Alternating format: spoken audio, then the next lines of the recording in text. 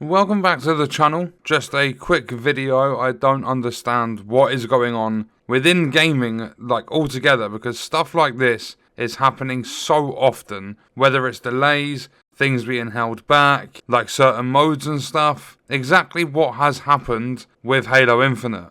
So my biggest hope for this game was that I would be able to play a co-op campaign. I'm not the biggest Halo fan, but a co-op campaign definitely would have got me way more into the game. Well, let's just say that's not coming at launch. Would you believe that the game is being released with just a single player campaign? And from what I have heard, this isn't like set in stone or anything like that, but I have heard around 3 months after launch, the co-op campaign will be released. And then what makes that even worse is Forge, which is another fan favourite part of the Halo series. That's not coming at launch either. That has, from what I've heard, been or will be held back for about 9 months or so. So it started off with Halo Infinite being shown as like the flagship game for the Xbox Series X. Then they come out and say, oh no, we're not releasing it anytime soon.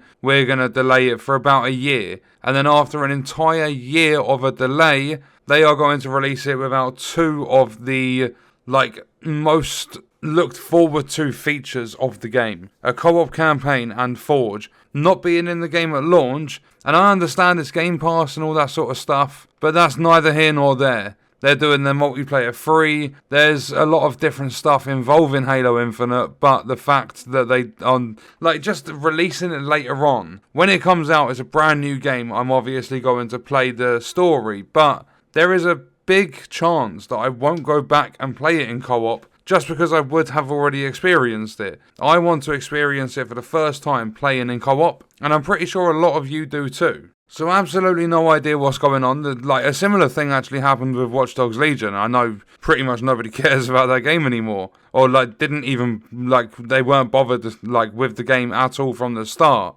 But that had an entire year delay. Then it come out and it took them, I think it was 9 months for the very first actual proper DLC stuff to come in from the season pass. And online was an absolute shambles, as everyone knows.